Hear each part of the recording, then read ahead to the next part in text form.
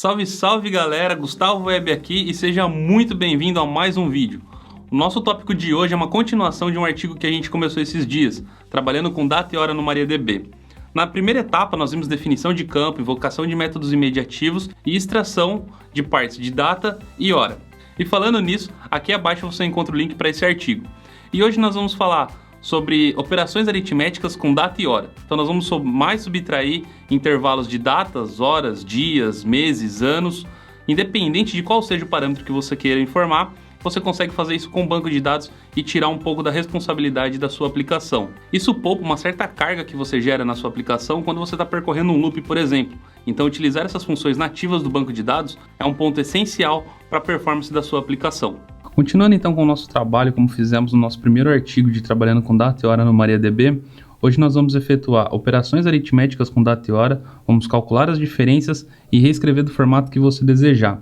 Nosso primeiro passo então é identificar quais são as funções que a gente tem para trabalhar com cada tipo de dados.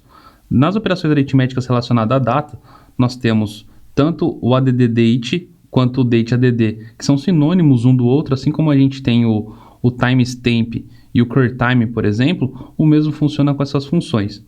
A gente tem ainda o subDate e o dateSub, que também são sinônimos e funcionam exatamente da mesma forma.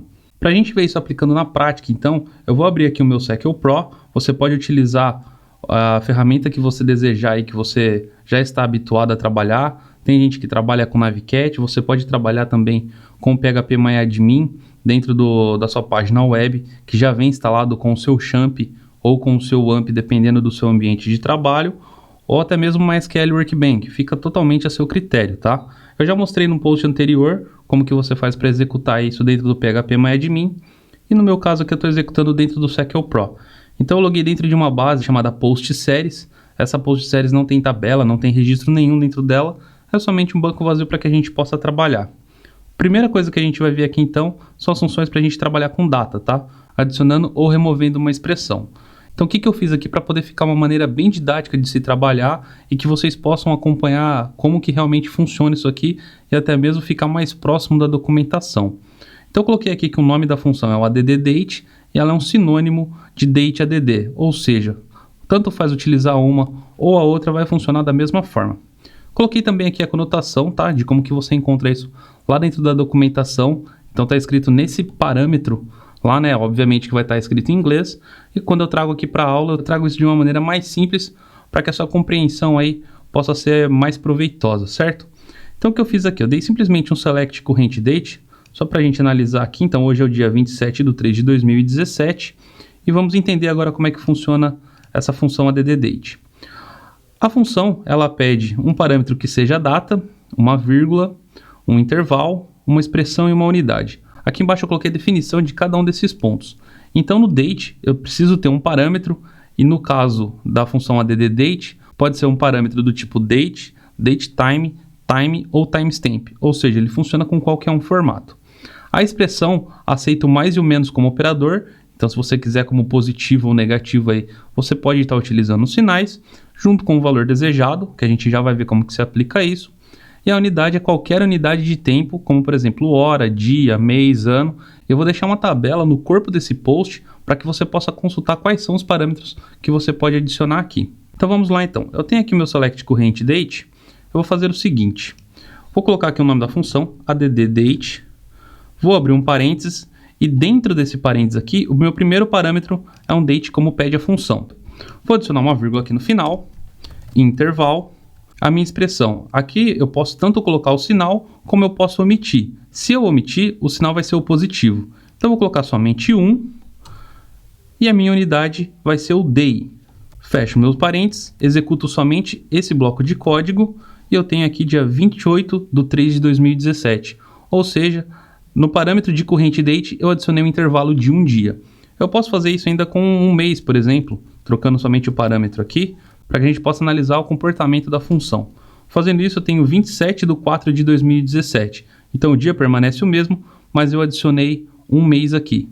Isso é muito útil quando você tem, por exemplo, um mês com 30 ou 31 dias, ou fevereiro, que pode ter 28 ou 29, e acabar fazendo uma grande bagunça no código. Então você pode utilizar uma função nativa do banco, que é específica para isso, ela executa de uma maneira muito rápida. Você pode notar aqui que está sendo executada em 0,3 milissegundos, então não tem peso nenhum e você garante que todos os seus parâmetros estarão corretos com datas válidas. Para a gente continuar os testes aqui ainda, eu passei como parâmetro um current date, mas eu posso passar, por exemplo, aqui dentro, o current timestamp, por exemplo.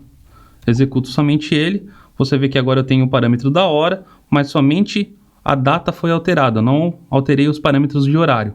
Eu posso adicionar também horas aqui, então eu posso colocar intervalo 1 hour, por exemplo. Fazendo isso, eu tenho a data atual mais uma hora. Agora são 2:02 da tarde, né? 14 horas, com uma hora a mais, 15 horas. Uma observação interessante aqui é o seguinte: se eu pegar esse mesmo código, colar na linha de baixo aqui e passar um parâmetro negativo aqui, por exemplo, você vai ver que eu vou fazer exatamente a conta, ou seja, eu subtrair uma hora, mesmo a função sendo para adicionar, eu consigo remover uma hora, ou um dia, ou um mês, ou um ano, ou seja, qual for o parâmetro, utilizando os operadores. Então eu recomendo que você faça vários testes aí na sua máquina para que você possa compreender como funciona essa função. Por mais que seja add_date, eu não preciso obrigatoriamente adicionar e eu não preciso obrigatoriamente que seja uma data. Ou seja, é uma função bem volátil aí que permite você trabalhar com diversos elementos, com diversos parâmetros. Por sua vez, o subdate, que é um sinônimo do datesub, funciona exatamente da mesma forma que o add_date. No entanto, que se a gente pegar essa mesma função que executamos aqui acima, colar ela aqui abaixo nesse segundo bloco, e simplesmente trocar o nome da função, você vai ver que ela funciona exatamente da mesma forma.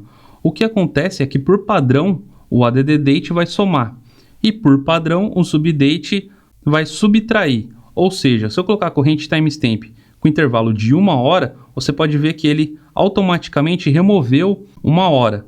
Isso pode ser controlado também com o operador. Então, se eu passar aqui menos 1 hora, ele vai fazer justamente o inverso que a função executa.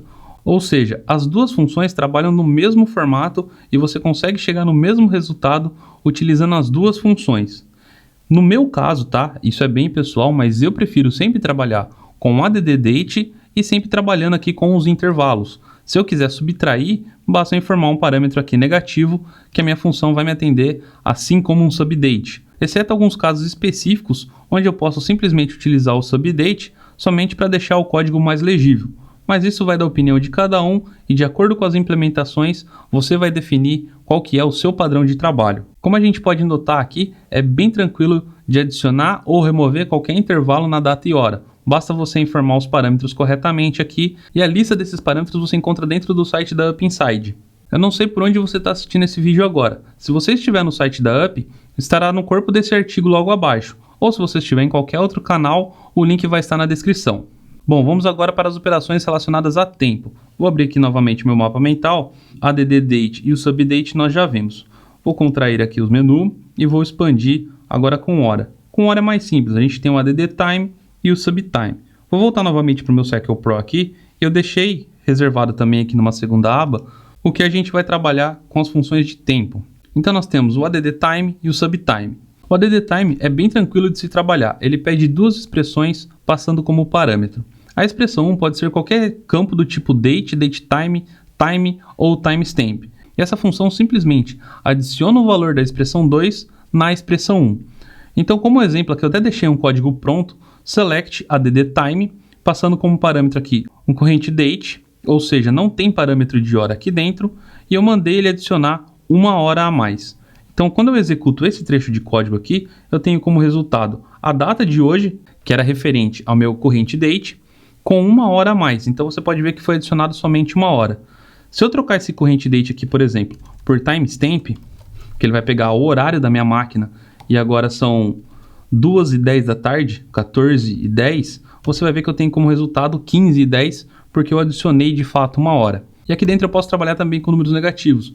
Então eu passo simplesmente um operador, executo esse bloco novamente, e eu tenho como resultado as 13, e agora são 14. Então você pode ver também que o add_time, embora seja uma função teoricamente para se adicionar um tempo, eu posso trabalhar com um número negativo e ele vai fazer a subtração desse tempo também. O subtime, assim como o subdate, funciona do mesmo formato.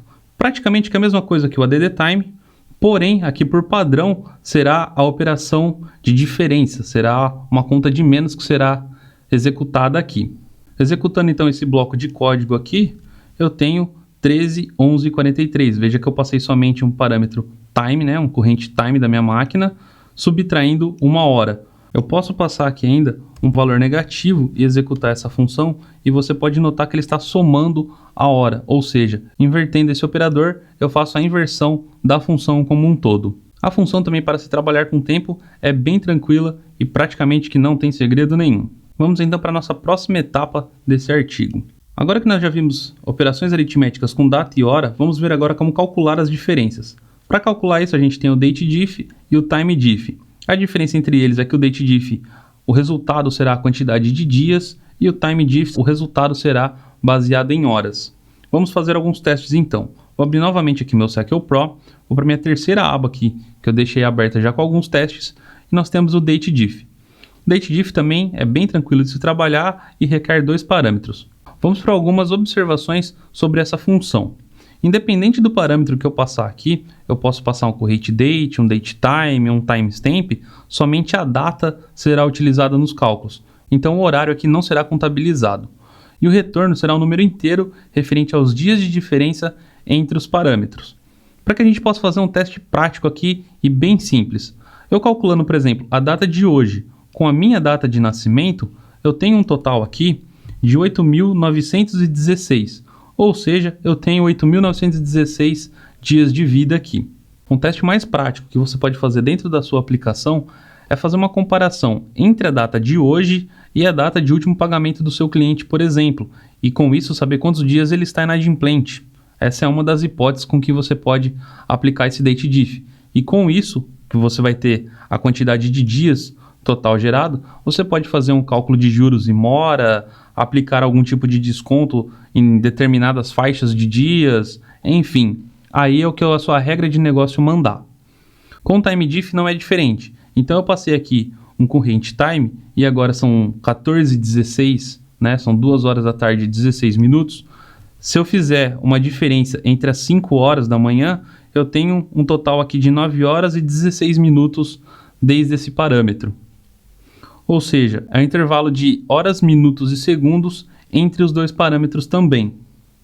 É o seguinte, vamos supor que no seu software você tem um controle de horas que foi estimado para um trabalho e a quantidade de horas que foi cumprido, e você precisa saber o intervalo entre essas datas para você saber se ficou acima ou abaixo do esperado.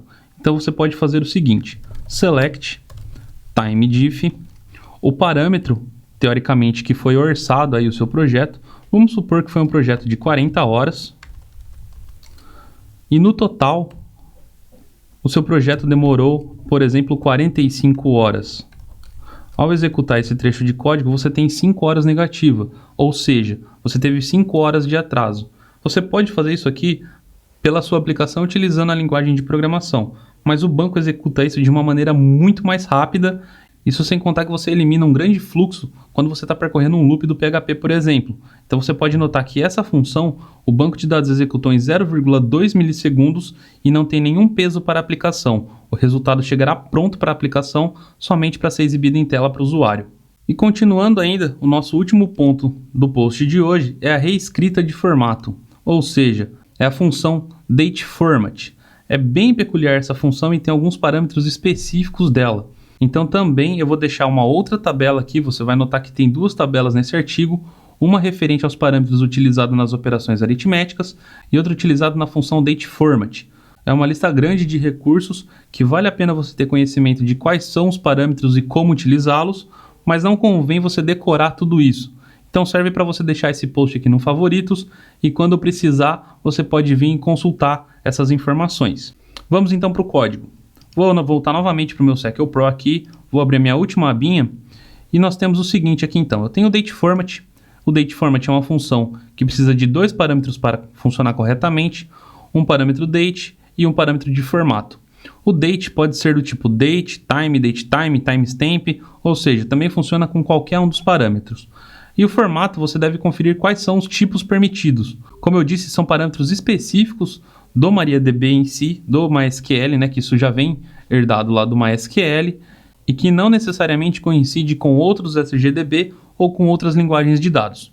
Então, para que a gente possa testar aqui, eu preparei simplesmente um select corrente timestamp aqui, ele está me printando a data e a hora local da minha máquina, do servidor que está rodando o meu banco de dados. E para que a gente possa reescrever isso daqui, vamos reescrever isso daqui no formato brasileiro, né? Ano/mês/dia.